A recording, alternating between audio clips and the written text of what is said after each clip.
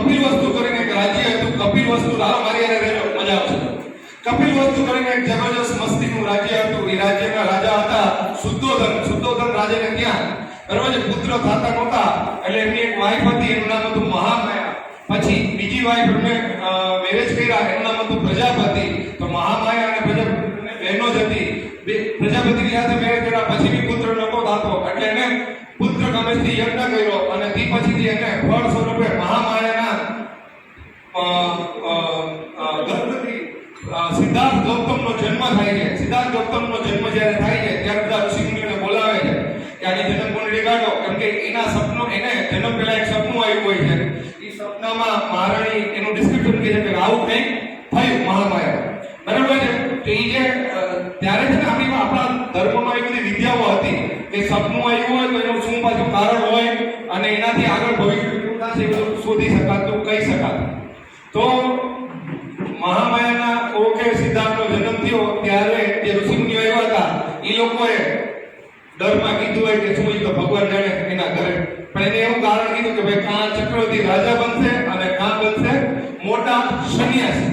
તો એક અસિત મુનિ કરીને એક ઋષિ હતા, એ આ સ્પેશિયલ આના દર્શન કરવા બહુ દૂરથી એને ખ્યાલ આવ્યો કે સિદ્ધાર્થે જન્મ લીધો છે એટલે, અને એને ચોખ્ખે ચોખ્ખું કહી દીધું કે આ તો સન્યાસી બનશે, બરાબર છે. પણ રાજા તો પપ્પાને તેમ હોય કે ભાઈ આપણે રાજા બનાવો, સન્યાસી શું કામ બનાવો, એટલે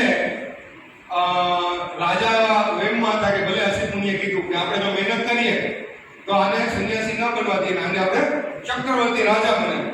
તો કપિલ વસ્તુમાં એને પછી ખ્યાલ હતો કે ભાઈ કારણ હોય છે કે ભાઈ સન્યાસી કેવી રીતે થાય, એવો વિચાર કેવી રીતે આવે કે ભાઈ સન્યાસી બનવું છે, ત્યાં મોહમાયા છોડી અને ઘરનો ત્યાગ કરવો જેવો. તો કે ભાઈ દુઃખ આવે તો એટલે કે દુઃખ એટલે શું, તો કે ભાઈ ગઈઢા થાય છે એક સત્ય છે, એવું એને ખબર પડે તો દુઃખ થઈ શકે છે, બરાબર. કોઈ ગુજરી જાય તો એ બી એક દુઃખ થઈ શકે છે. તો આવું બધું આપણા રાજ્યમાંથી જો થાય જ નહીં તો એને સન્યાસી થવાનો વિચાર જ ન આવે. એટલે કપિલ વસ્તુની બહાર એક નગરી બનાવી. એ નગરીમાં જેટલા ગઈઢા બુઢા હતા, જે જાયમ હતા, જેની વિકેટ જાય એની બધા અહીંયા મોકલી, જે રોગી હતા એ બધાને અહીંયા મોકલી દીધા, બરાબર છે. ભાઈ ટૂંકમાં દુઃખનું કારણ થઈ શકે એવા તમામ વ્યક્તિઓને શું કર્યું એને તો એને બહાર કાઢી દીધા. અને આના માટે તો કે આના માટે રંગભવન બનાવ્યો, બરાબર છે. રંગભવનમાં શું હોય, સુંદર સુંદર સુંદરીઓ હોય, સુંદર વાતાવરણ હોય, છગારા મારે એવું બધું ઇન્ટિરિયર હોય, એવું બધું ફર્સ્ટ ક્લાસ બનાવડાય, બરાબર છે. અને બીજું બહુ મહત્વનું ત્યારની કારીગરી કે ત્યારે તો એસી હોતા, ગરમી થાય તો સન્યાસ થવાનો વિચાર આવી જાય, ભાઈ કરવું હું 44 ડિગ્રી જાય ત્યારે હું કરું, તો મહેલો જેવા બનાવ્યા કે 44 ડિગ્રી જાય ને 28 ડિગ્રી, એટલે કે ઋતુ ફેરનો અનુભવ ન થાય એવા મહેલો બનાવ્યા એના પપ્પાએ. અને એમાં જ રાખવા ઋતુ બદલે પહેલા જ એમાં પાછો રામાયણમાં ઓલંપિકમાં રાખો. કેટલા બધા થયા, અમને હજી 16 વર્ષ કરતા ભણ્યા નથી, એટલે ઘરની જવાબદારી એટલે કે ભાઈ કોઈ દી નો સુધરે કે પાછું લગન થઈ ગયું પછી બરાબર ને.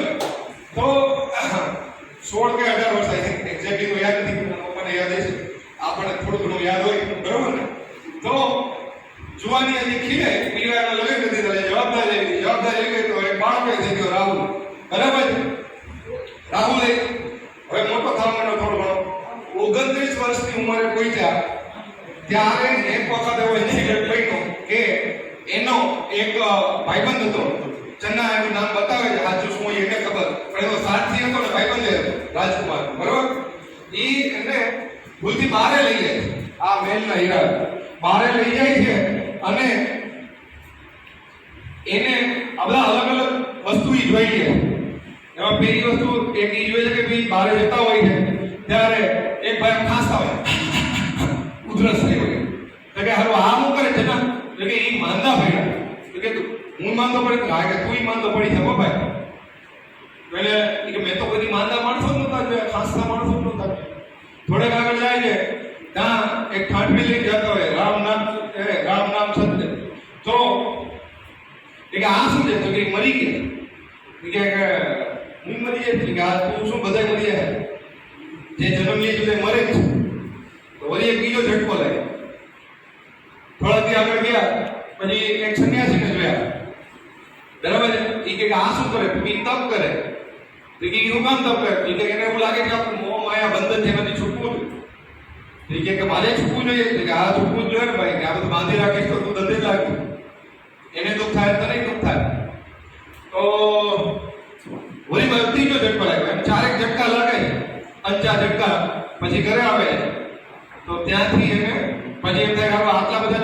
હોય આવા અલગ અલગ ઇન્સિડન્ટ થાય અને આ દુઃખને આપણે દૂર ન કરી શકતા, આટલા પ્રોબ્લેમને સોલ્વ ન કરી શકતા, તો જીવીએ શું?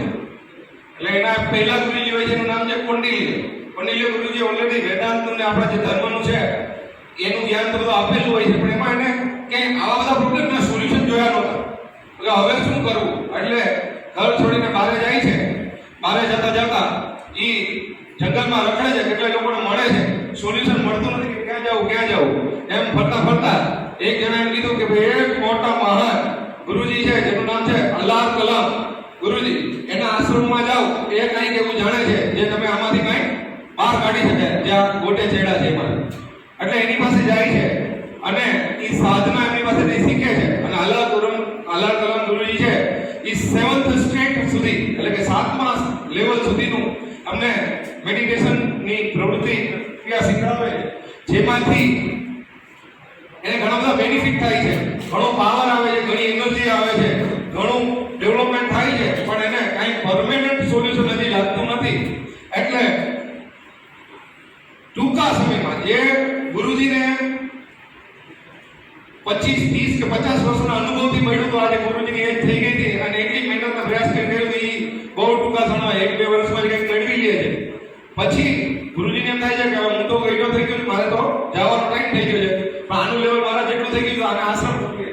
પણ આશ્રમ સોંપવાની વાત કરે છે ત્યારે સિદ્ધાર્થ એમ કહે છે કે ભાઈ મારે તમારો આશ્રમ સંભાળવા માટે તમે મને સિલેક્ટ કર્યો ઓકે છે, પણ હું એના માટે રાઈટ પર્સન નથી, કે મારે હજી આનાથી આગળ કંઈક છે નહીં, જાણવું છે, સમજવું કે મારે પરમેનન્ટ દુઃખમાંથી બહાર નીકળવું. તો ક્યાં જાવું? એટલે વળી પાછો એની રીતે અલગ અલગ પ્રયાસો કરે છે, કેટલા એક્સપેરિમેન્ટ કરે છે અને જંગલમાં રખડે છે. વળી કોક એને મળે છે અને એ કહે કે જો આનાથી એક લેવલ આગળ અત્યારે પૃથ્વી પર એક વ્યક્તિ છે, એને ખબર છે, તમે એની પાસે જાઓ તો પરમેનન્ટ દુઃખનું સોલ્યુશન મળી શકે. એનું નામ છે ઉદક રામપુત્ર. તો એ ઉદક રામપુત્ર પાસે જાય. તો ઉદક રામપુત્ર જે છે એ ખાલી એ લેવલના મેડિટેશનમાં જે પહોંચી શકે ને એને મેડિટેશનમાં આવીને સોલ્યુશન કંઈક બતાવે, એવથી પહોંચે નહીં તો ના કહે. બરાબર છે? એટલે ત્યાં જાય છે, એની આગળ સાધના કરે છે, મેડિટેશનમાં ગુરુજી આવે છે, એને 8મા લેવલનું ધ્યાન કે 7મા લેવલના ધ્યાનની જે અંતિમ લેવલ છે એ થોડુંક સમજાવે છે, એને સમજાય છે, એ બી ખ્યાલ આવી જાય છે. પણ એને ખ્યાલ આવે કે હવે પછી પ્રશ્ન આગળ કરે કે હવે આનાથી આગળ શું? તો હવે ગોટે ચેડા કે હવે તો પૃથ્વી પર એવો કોઈ વ્યક્તિ નથી કે જેને આનાથી આગળની સ્થિતિ ખબર હોય. એટલે હવે કંઈક એવું પોતાની રીતે કરવું પડશે અને પોતાની રીતે કરવા માટે એ પાછા અલગ અલગ પ્રયાસો કરે છે, મેક્સિમમ એક્સરસાઇઝ કરે છે, પોતાને અલગ અલગ પ્રયત્ન પછી બી એને સોલ્યુશન મળતું નથી. પછી એકવાર વૈશાખ પૂર્ણિમાની રાત્રે એ મેડિટેશનમાં જે આપણે વાત નક્કી કરી હતી ને, મેં બી તમને હમણાં કીધું હતું કે ભાઈ આ વખતે હવે નિર્ણય કર્યો કે આ વખતે બેસું કે આ પાર નહીં તો આ પાર. હવે ત્યાં સુધી ઊભો નહીં થાવ જ્યાં હું બધાને લાસ્ટ સોલ્યુશન ના પડી એવો મક્કમ સંકલ્પ કરીને બેસે. શું કરે છે? એવો પાવરફુલ સંકલ્પ કરે છે કે સોલ્યુશન જોઈએ છે, નહીં તો હું ઊભો નહીં થાવ. અને જે લેવલ ઉપર ઈ એક્સપેરિમેન્ટ કરે છે અને મહેનત કરે છે ત્યારે એના ઉપર પૂરેપૂરા એટેક થાય છે. એ એટેક જે થાય છે એનો જ બીજું રૂપ એને દેખાય છે કે એનું નામ આપે છે માર. કે મારનો એટેક થાય છે એ કદાચ રાવણથી બી વધારે અઘરો હોય એવા એની 3 દીકરીઓ ઈચ્છા, કામના અને વાસના બી એના પર એટેક કરે છે. આ બધું થાય છે, પણ એ બધા એટેકની સામે ઝઝૂમે છે અને સ્થિર રહે છે અને ફાઇનલ જ્ઞાનને પ્રાપ્ત કરે છે અને એને સમજાય છે કે આ દુનિયામાં, પૃથ્વીમાં ક્યાંય પણ આપણે છીએ તો એનું પ્રોબ્લેમ છે તો સોલ્યુશન છે અને એ સોલ્યુશન શું છે. અને એ જે પ્રાપ્ત થાય છે એને એમ કહેવાય કે બોધિત્વ પ્રાપ્ત થયું. એટલે એ સિદ્ધાર્થમાંથી હવે શેના તરીકે ઓળખાય છે? બુદ્ધ તરીકે ઓળખાય. બુદ્ધ એટલે એવો વ્યક્તિ જેને દુનિયાના દરેક પ્રોબ્લેમનું સોલ્યુશન જાણી લીધું.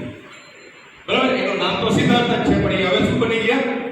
બુદ્ધ બની ગયા. તો એને જે જાણ્યું એ તમારે જાણવું છે કે શું જાણ્યું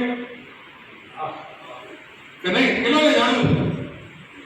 બધાને જાણવું છે કે એવું હું એ રાતે જાણ્યું?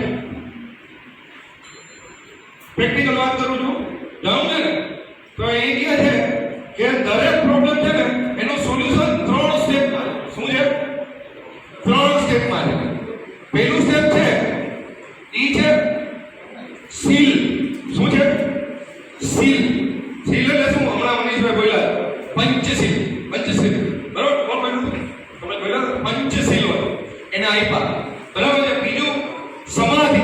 સમાધિ ધ સ્ટેટ ઓફ લેવલ એવી એક સ્થિતિ આપણી પોતાની કે જે આપણને સમજાય જાય.